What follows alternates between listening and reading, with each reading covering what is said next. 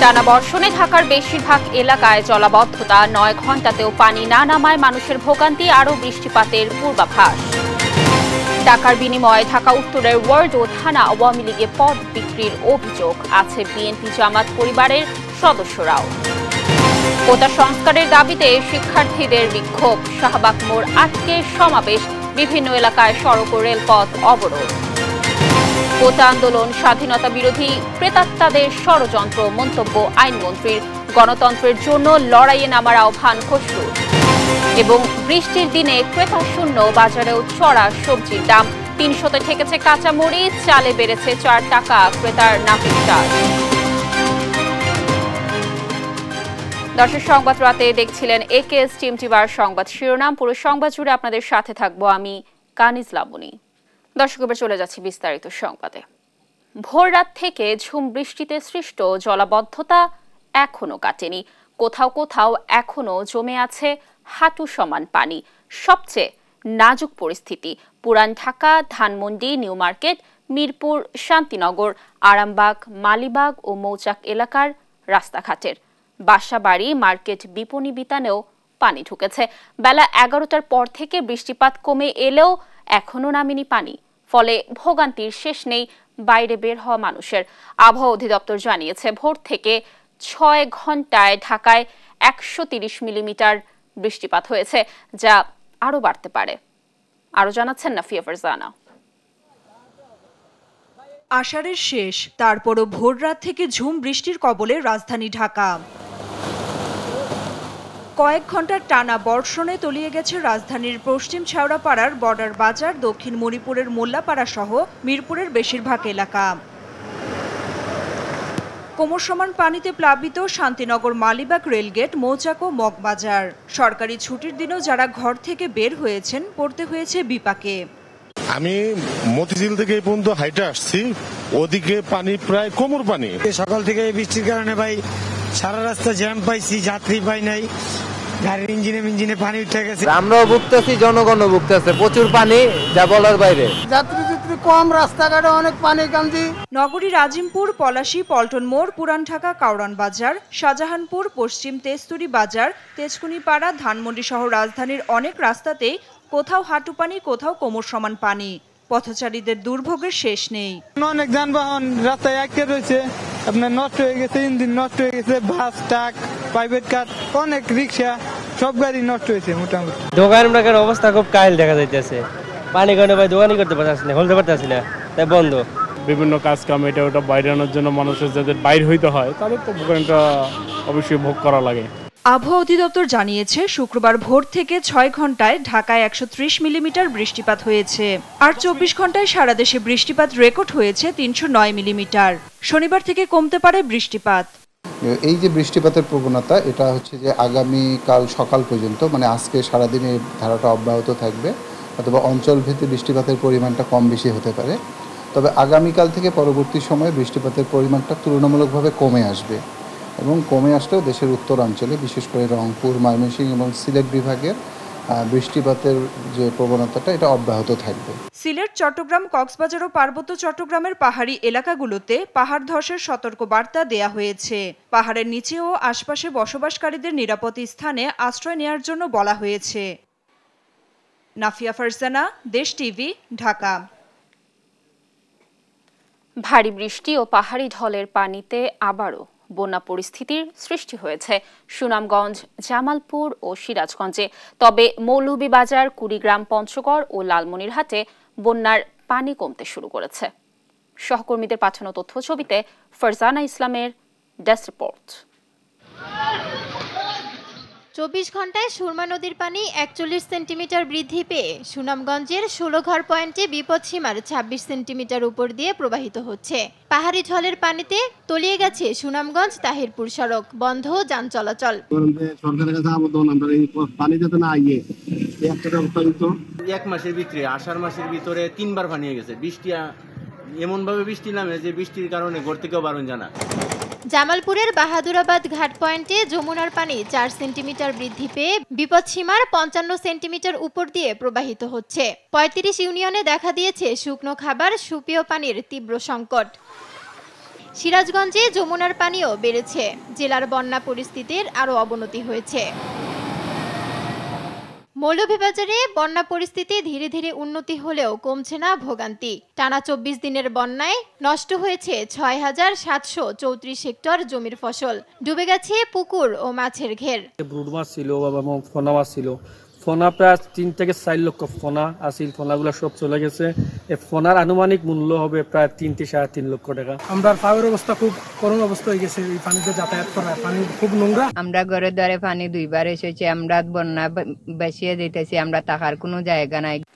পঞ্চগড়ে অনেক স্থানে এখনো জলাবদ্ধতা, প্রায় 5 শতাধিক পরিবার পানিবন্দী রয়েছে। এখন আমাদের খুব ক্ষয়ক্ষতি হচ্ছে। এটা একটা সুষ্ঠু ব্যবস্থা করার জন্য আমি স্বনির্বদ্ধভাবে উদ্বোধন কর্তৃপক্ষকে আবেদন জানাচ্ছি। মোটামুটি আর কি 8-10 বিঘা এই আমাদের ক্ষতিগ্রস্ত এই অবস্থা আছে। আমরা বন্যার পানি নেমে গেলেও নদী ভাঙনে দিশেহারা হয়ে পড়েছে লালমনিরহাটের তিস্তার পাড়ের বাসিন্দারা। দুশ্চিন্তায় পড়েছেন নদী পাড়ের কৃষকেরাও।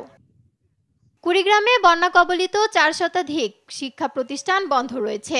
নষ্ট হয়েছে 7,350 হেক্টর জমির বিভিন্ন ফসলের ক্ষেত। এমন অবস্থা হচ্ছে কলার গাছও পাওয়া যায় না, কিন্তু যে কলার গাছ কিনে আনবো তাও পাইনি।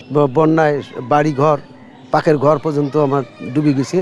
এখন ভাত পাক করে খেতে পারতেছি না। রাস্তাঘাট তলে গেছে, বাড়ি ঘর তলে গেছে। আমি কেমন করে কেমন করে আমি জীবন বাঁচাই। ফারজানা ইসলাম, নিউজ ডেস্ক, দেশ টিভি। টাকার বিনিময়ে পদ বিক্রি এখন অনেকটাই ওপেন সিক্রেট মহানগর উত্তর আওয়ামী লীগে। প্রস্তাবিত ওয়ার্ড ও থানা কমিটি নিয়ে নেতাকর্মী সরাসরি দোষ চাপালেন মহানগর সভাপতির ওপর। টাকার বিনিময়ে পদ বিক্রির অভিযোগ করেন তারা। কিছু ত্রুটি স্বীকার করে উত্তরের সভাপতি বজলুর রহমান জানান, এখনও সংযোজন বিয়োজনের সুযোগ রয়েছে। তৌফিক মাহমুদ মুন্নার রিপোর্ট। 2019 সালের 30 নভেম্বর সম্মেলনে দায়িত্ব পাওয়া ঢাকা মহানগর উত্তর আওয়ামী লীগ এখন পর্যন্ত থানা ওয়ার্ড কমিটি করতে পারেনি। 3 বছর মেয়াদী মহানগর কমিটির মেয়াদ শেষ হয়েছে 2022 সালে। মেয়াদোত্তীর্ণ কমিটি ঈদের আগে থানা ওয়ার্ড কমিটি জমা দিয়েছে, তবে এখনো মেলেনি অনুমোদনের। তবে প্রস্তাবিত ওয়ার্ড ও থানা কমিটি নিয়ে বিতর্কের শেষ নেই। বিএনপি জামাত পরিবার সদস্য মোহাম্মদ হোসেন খোকনকে আনা হয়েছে ওয়ার্ডের নেতৃত্বে, আর খোদ বিএনপির থানা কমিটির সাবেক সভাপতি করা হয়েছে ভাটারা থানা আওয়ামী লীগ সভাপতি হিসাবে। বিতর্কিত কাউন্সিলরও আছেন নিজ নিজ ওয়ার্ডের সভাপতি পদে। কমিটিতে থাকা অনেকেই বিএনপি জামাত পরিবারের সদস্য। 21 আগস্ট গ্রেনেড হামলার আসামির আত্মীয়, যিনি জমি দখল সহ মামলার আসামি, তাকে দেওয়া হচ্ছে 49 নম্বর ওয়ার্ডের শীর্ষ পদ। বিএনপি রাজনীতি করেও পদ পেতে যাচ্ছে 48 নম্বর ওয়ার্ড কমিটিতে। খোদ মহানগর সভাপতি ভাতিজাও পাচ্ছেন শীর্ষ পদ। ডিএমপি তালিকাভুক্ত কিশোর গ্যাংয়ের পৃষ্ঠপোষক নাজিব আমজাদকে আদালত থানার সাধারণ সম্পাদক পদে প্রস্তাব করা হয়েছে। নজিরবিহীন কমিটি বাণিজ্য নিয়ে ক্ষুব্ধ তৃণমূলের নেতারা। সরাসরি হস্তক্ষেপ চাইলেন দলীয় প্রধান ও প্রধানমন্ত্রী শেখ হাসিনার। বজলুর মতন মানুষ 21 গ্রেনেড হামলার আহত, এই লোক টাকার পিছনে ঘুরবে। রানা আজিজুল হক রানা এবং সাত্তার, গ্রিল মিস্ত্রি সাত্তার, শ্যামলী আইডিয়ালের মালিক, এই যে দুইটা মানুষের কাছে আমাদের সভাপতি শেখ বজলুর রহমান জিম্মি হয়ে গেল। টাকা কিভাবে খাইতে হয়, টাকা কিভাবে নিতে হয়, এই বিষয়গুলা তারা মুখস্থ করে ফেলল। বজলু ভাই কমিটি বাণিজ্য করতে আছে, এটা আগের থেকে আমরাও জানি, সবাই জানে, দেশের প্রতি সবাই জানে, শেখ হাসিনাও জানে, নেত্রী জানে, কমিটি বাণিজ্য হইতে আছে। এখন আমরা কি করবো? এখন তো দেখতেছি আওয়ামী লীগ করাই আমাদের জন্য কষ্টকর।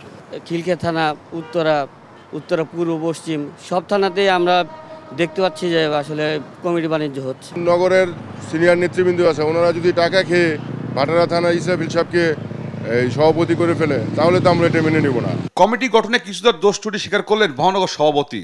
জানান, কেন্দ্র চাইলে এতে পরিবর্তন পরিমার্জন করতে পারে। হয়তো আমরা করতে যে ভুল ত্রুটি যে আমাদের হয় না তা না, আমরা আমাদের পার্টি সেক্রেটারিকেও বলছি, সেক্রেটারি ওপেন মিটিংয়েই বলছেন যে এই কমিটি ঘোষণা হওয়ার পরে আপনারা চিৎকার চেঁচামেচি করার দরকার নাই, আপনারা লিখিতভাবে যার যার মনের কথা আছে বা কোনো এভিডেন্স সহ আপনারা আমার কাছে জমা দেবেন, আমার দপ্তরে জমা দেবেন।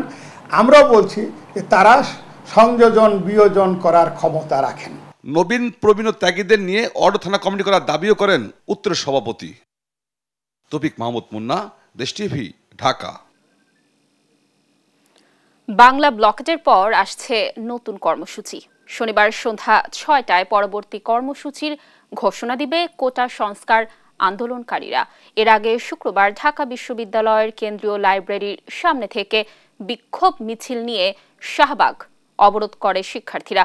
ঘণ্টাব্যাপী অবস্থানের পর রাজু ভাস্কর্যের সামনে এসে মিছিল শেষ হয়। জান্নাতুল মোহনার রিপোর্ট। আমার ভাইয়ের রক্ত পুলিশ দিয়ে আন্দোলন।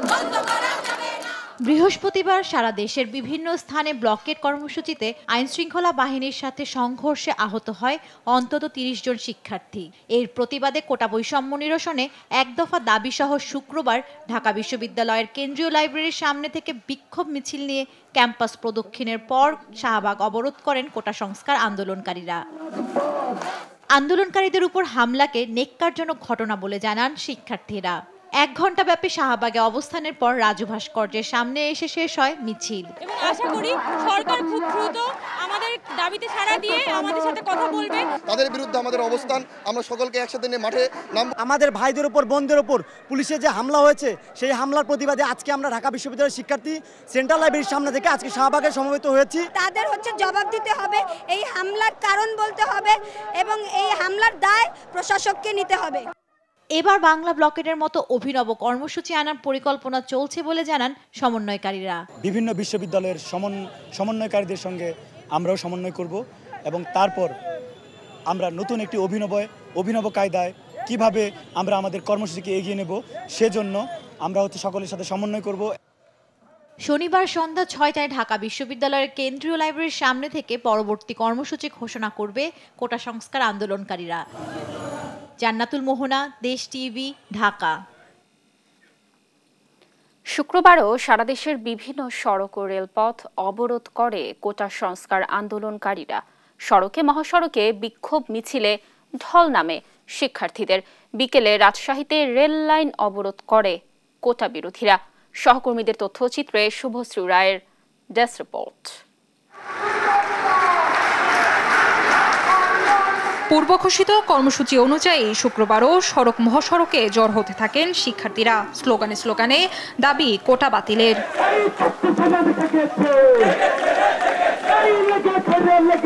এদিন বিকেলে কোটা সংস্কার ও আন্দোলনরত শিক্ষার্থীদের উপর হামলার প্রতিবাদে রাজশাহী বিশ্ববিদ্যালয়ের স্টেশন বাজারের রেল লাইন অবরোধ করে শিক্ষার্থীরা। বিকেলে বিক্ষোভ মিছিল নিয়ে ক্যাম্পাসের বিভিন্ন সড়ক প্রদক্ষিণ করে স্টেশন বাজারের দিকে অগ্রসর হন তারা। এ সময় শিক্ষার্থীদের স্লোগানে উত্তাল হয়ে ওঠে পুরো এলাকা। এতে বন্ধ থাকে রাজশাহীর সাথে সারা দেশের রেল যোগাযোগ। চট্টগ্রাম নগরী ২ নং গেট সড়ক এলাকায় ঢল নামে কোটা আন্দোলনকারীদের। বিক্ষোভ মিছিলটি নগরীর ১৬ শহর রেল স্টেশন থেকে শুরু হয়ে বিভিন্ন সড়ক প্রদক্ষিণ করে। বিভিন্ন স্লোগান দিয়ে শিক্ষার্থীদের উপর হামলা ও কোটা সংস্কারের দাবি তুলে ধরেন তারা। এ সময় সড়কে সৃষ্টি হয় তীব্র যানজট।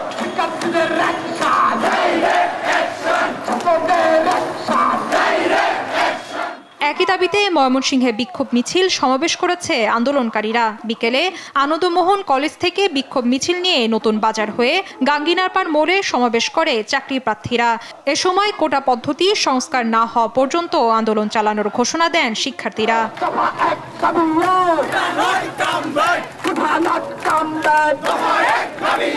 শিক্ষার্থীদের উপর হামলার প্রতিবাদে নোয়াখালীতে বিক্ষোভ মিছিল ও সমাবেশ অনুষ্ঠিত হয়েছে। শুক্রবার বিকেল ৪টায় জেলা প্রশাসক কার্যালয়ের সামনে থেকে মিছিল বের করে সড়কের প্রধান সড়ক প্রদক্ষিণ করে শিক্ষার্থীরা। আমরা প্রশ্ন ফাঁস দ্বারা অবহেলিত হচ্ছি। আমরা জায়গায় জায়গায় যেখানে চাকরি বাজার হচ্ছে, হয় আমরা কোটা দ্বারা অবহেলিত, না হয় সেখানে প্রশ্ন ফাঁস দ্বারা আমরা বঞ্চিত। সারা দেশে ছাত্ররা তাদের সঠিক নৈতিকতার ভিত্তিতে, চরিত্রের ভিত্তিতে আন্দোলন চালিয়ে যাবে। যতদিন পর্যন্ত কোটার স্থায়ী সমাধান না হবে, আমরা রাজপথ ছাড়ব না। সে সাথে কুমিল্লা বিশ্ববিদ্যালয় ক্যাম্পাস ও কুমিল্লা ভিক্টোরিয়া সরকারি কলেজে বিক্ষোভ মিছিল ও সমাবেশ করে আন্দোলনরত শিক্ষার্থীরা। শুভশ্রী রায়, নিউজ ডেস্ক, দেশ টিভি। স্বাধীনতা বিরোধীদের প্রেতাত্মারা কোটা সংস্কার আন্দোলনের নামে ষড়যন্ত্রে লিপ্ত, এমন মন্তব্য করেছেন আইনমন্ত্রী আনিসুল হক। শুক্রবার সকালে ব্রাহ্মণবাড়িয়া আখাউড়া রেল স্টেশনে সাংবাদিকদের প্রশ্নের জবাবে এ মন্তব্য করেন তিনি। তিনি বলেন, যারা বাংলাদেশের স্বাধীনতা বিরোধী ও বঙ্গবন্ধুকে সপরিবারে হত্যা করেছিল, কোটা আন্দোলনে সেই প্রেতাত্মাদের ষড়যন্ত্র অস্বীকার করতে পারবো না। নতুন প্রজন্মের শিক্ষার্থীদের প্রতি আশাবাদ ব্যক্ত করে আইনমন্ত্রী বলেন, কোটা আন্দোলন নিয়ে সর্বোচ্চ আদালতের নির্দেশনা মেনে ক্লাসে ফিরবে তারা। নতুন প্রজন্মের যারা ছাত্রীরা যারা এই কোটার ব্যাপারে তাদের বক্তব্য পেশ করেছে এবং সর্বোচ্চ আদালত যেই আদেশ দিয়েছেন সেই আদেশ তারা মেনে তারা অবশ্যই ঘরে ফিরে যাবে। বৃষ্টিতে রাজধানী ডুবে যাওয়া চোখে পড়লেও রাজনীতি, অর্থনীতি সব দিক থেকে দেশ ডুবে গেছে বলে মন্তব্য করেছেন বিএনপির স্থায়ী কমিটির সদস্য আমির খসরু মাহমুদ চৌধুরী। শুধু কোটা সংস্কার নয়, ভোটের অধিকার, গণতন্ত্র ফিরিয়ে আনতেও শিক্ষার্থীদের প্রতি আহ্বান জানান তিনি। সাইফুর রিপনের রিপোর্ট। যুগপৎ আন্দোলনের ৩১ দফা ও ১ দফা ঘোষণার বর্ষপূর্তিতে জাতীয় প্রেস ক্লাবে ৩১ দফা সংস্কার প্রস্তাব ও রাষ্ট্রীয় গণতান্ত্রিক রূপান্তর শীর্ষক আলোচনা সভার আয়োজন করে গণতন্ত্র মঞ্চ। আমাদের জীবনের প্রতিটা ক্ষেত্রে এমন একটা দুর্বিষহ করেছেন এ গড মাদার, আমরা কত আর সহ্য করব। ভারত চীনের প্রতি ইঙ্গিত করে বক্তারা বলেন, ২ খরগোশের পেছনে দৌড়াতে গিয়ে সবই যাওয়ার অবস্থা বর্তমান সরকারের। কোটা সংস্কারের মতো ন্যায্য আন্দোলনকেও সরকার আদালতের মুখোমুখি করেছে বলে অভিযোগ করেন তারা। এই সরকার ষড়যন্ত্রমূলকভাবে এই বাংলাদেশের ছাত্র সমাজকে তাদের একটা ন্যায্য আন্দোলন, কোটা আন্দোলন, যেটা 18 সালে ফয়সালা হয়ে গেছিল, তাকে নানাভাবে আদালতের মুখোমুখি দাঁড় করিয়ে দেওয়ার চেষ্টা করছে।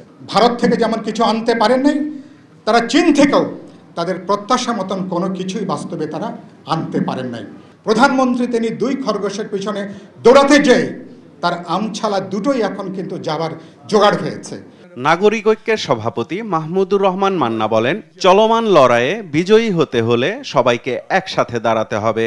আরও যুক্ত হন অথবা আরও অন্যভাবে যুক্ত করেন, এক মঞ্চে যদি নাও পারেন, আমি তার পক্ষে কোনো কথা বলবার জন্য দাঁড়িয়ে, কিন্তু এরকম করে হতে হবে যাতে সবাই একদিন এক জায়গায় দাঁড়িয়ে বলতে পারে, তুই নয় আমরা। আগামী দিন আমরা এই রাষ্ট্র করতে চাই। বিএনপির স্থায়ী কমিটির সদস্য আমির খসরু মাহমুদ চৌধুরী বলেন, শাসক গোষ্ঠী যে ব্যবস্থায় সরকার চালাচ্ছে তাতে মেধাবী বাংলাদেশ গড়ে ওঠার সুযোগ নেই। আর্থিকভাবে, রাজনৈতিকভাবে তো এমনি ডুবে গেছে, এখন খালি আপনি পানির ডুবাটা চোখে দেখতে পাচ্ছেন, আর সব দিক থেকে বাংলাদেশ ডুবে গেছে।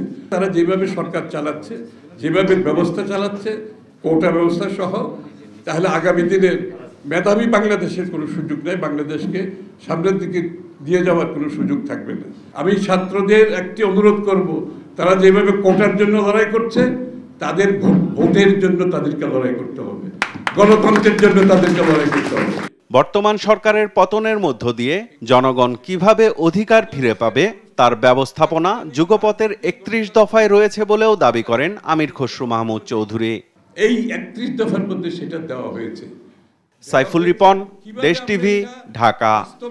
বৃষ্টির দিনে ক্রেতা শূন্য কারওয়ান বাজার। বৃষ্টির পানিতে জলাবদ্ধতা সৃষ্টি হয়েছে সবজির বাজারে। এ নিয়ে ভোগান্তিতে পড়েন বিক্রেতারা।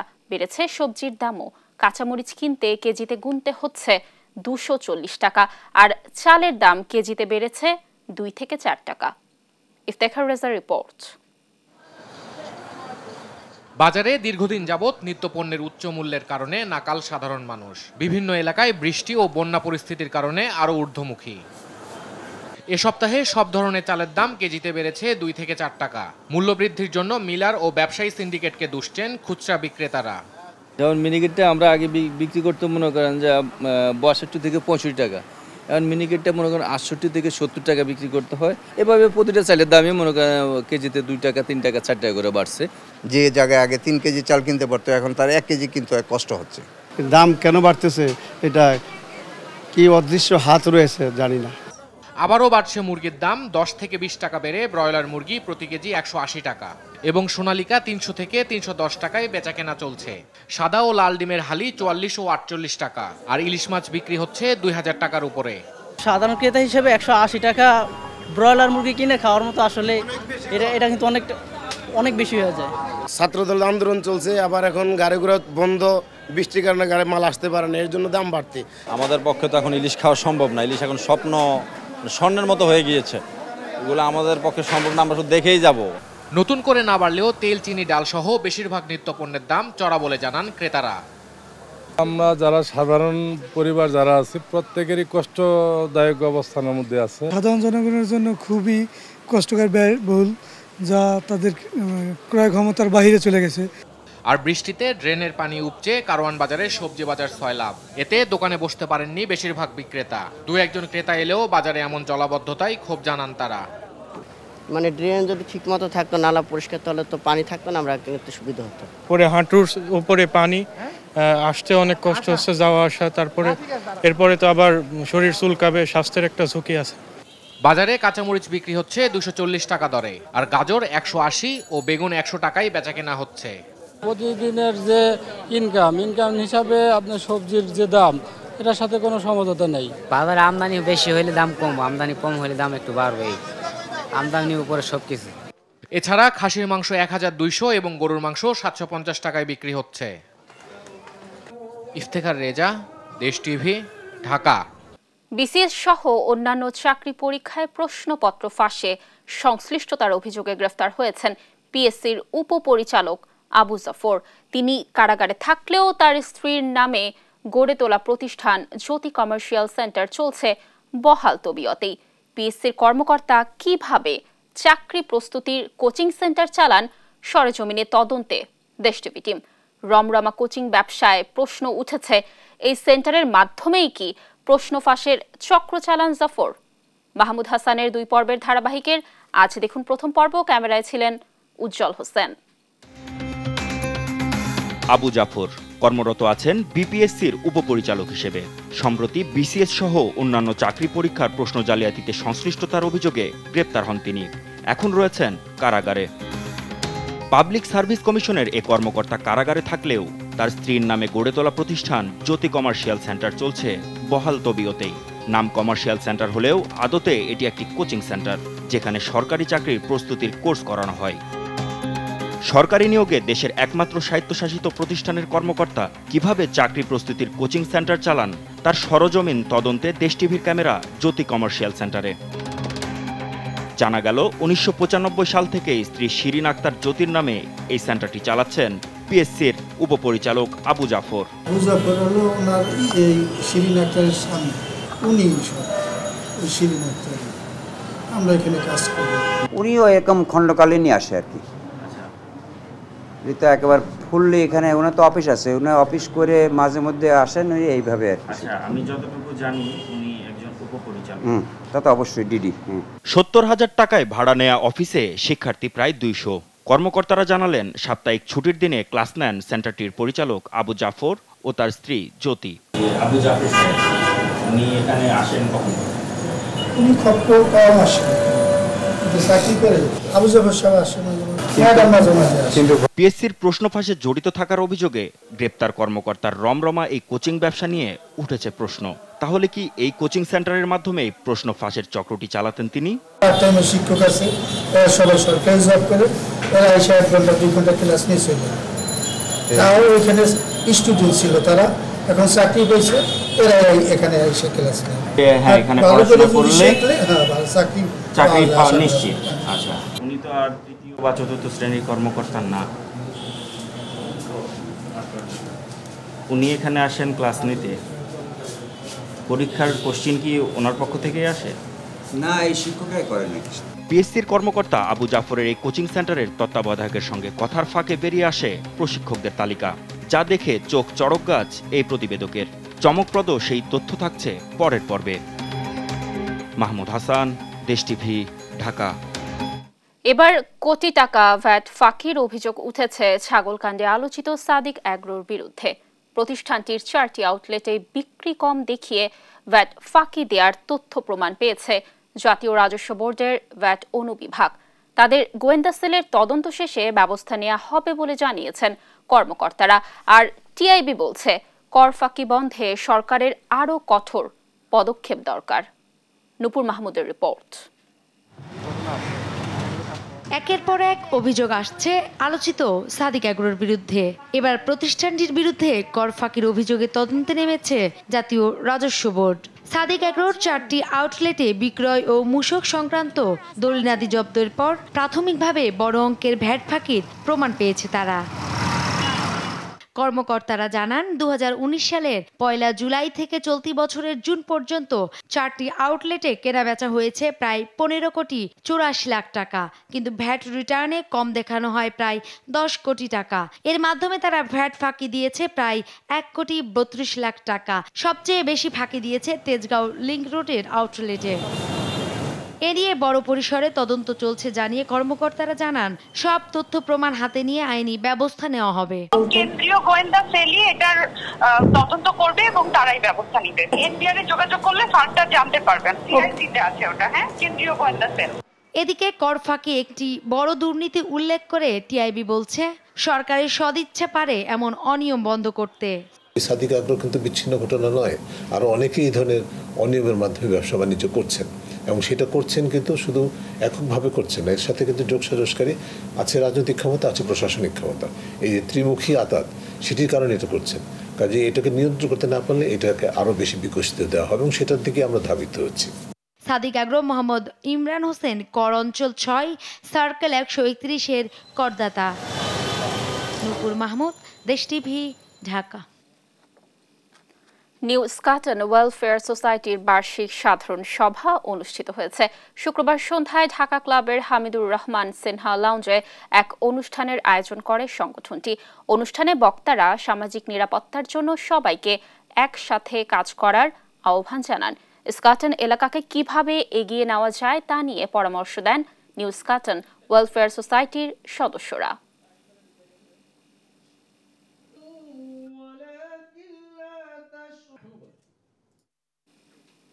দর্শক, এই ছিল এখনকার সংবাদ রাত। পরে বুলেটিন দেখার আমন্ত্রণ রইল। সাথে থাকার জন্য ধন্যবাদ সবাইকে।